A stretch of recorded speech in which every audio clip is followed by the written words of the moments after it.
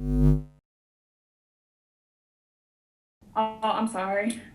With Terrace is opt out from this past weekend, y'all said plenty of times y'all have this next man up mentality. So like, do y'all kind of like hype each other's heads up of who's gonna go out and show out and like who's gonna be the next star of this wide receiver core? Oh yeah, most definitely. We always, and just us in the room. Like Terrence was a great player. Like he left us, and we just know he had to do the best for him, and just next man up. We got young guys in the room. They're gonna be great for us. It's their time to go now.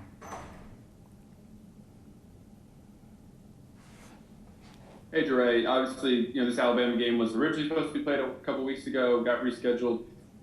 Is it difficult to kind of, get yourself up for a game that's been sort of thrown around in the schedule like this, and or because it's Alabama, is the motivation there just without even really having to create anything? Now, it's just another game on the schedule that we gotta face. It just whoever get in our way, we gotta attack the opponent, no matter who it is, try to get the victory. We know what Alabama is gonna do, and we just gotta do what we gotta do best to get the win. Hey, Jaray, Jacques Doucet, WAFB-TV here in Baton Rouge. Coach O always tells you to block out the noise, point spreads and what people are saying, but obviously they're viewed as a juggernaut, and you guys a big underdog. How do you view the game and the opportunity? A chance to shock the world and prove that LSU is still LSU, or how do you look at it? Yeah, we still have a chance to shock the world.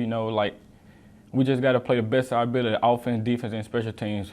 I feel like once all three phases win a game, can't nobody beat us. We just got to play the best that we can, and I feel like we ready for it. And this game gonna be the time that we do it, and we're gonna let our game speak for itself.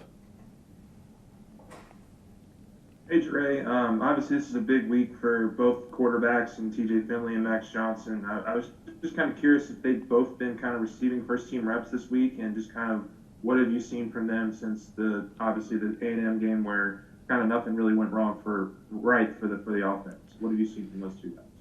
Probably maturity. Like it just seeing them after come from a loss, and they back in the film room, seeing what they messed up on. Like they probably made a couple bad calls. Like just seeing them understanding that they have messed up at a certain times, and we all mess up, so we can't just bring them down. We got to lift them up. They young guys, they freshmen, and they play a big role in the offense. They the leader of the offense. They got to make the calls.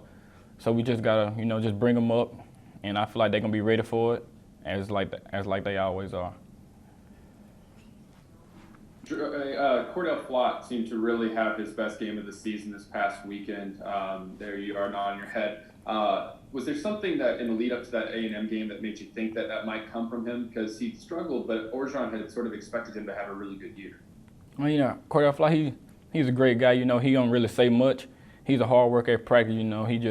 He always trying to get reps. Just trying to be him. And I knew it was gonna come. It was just a matter of it. I told him before the game, just be you, play free.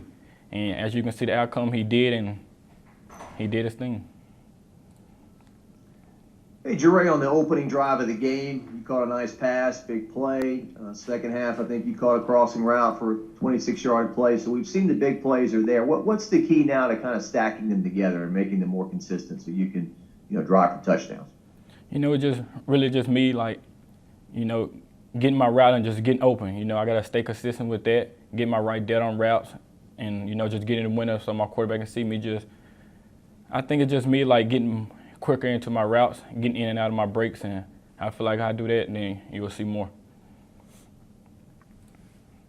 Hey, Jaray, just to kind of follow up on the quarterback situation, I was just curious, have you guys been working with both quarterbacks this week? I mean, how has that kind of snap count been? I mean, because obviously with Terrace now gone, you kind of want to establish that chemistry with both quarterbacks moving forward. I mean, has that been kind of what the outlook and practice is like this weekend? Oh yeah, both quarterbacks, they get reps each and every day. They split the reps at practice, and they both competing just like everybody else is. We always throwing with those two young guys before, during practice, and after practice. So the chemistry is there. It just when they get to the game, we're just gonna showcase it. Awesome. Thank you, Jaray. Mm-hmm.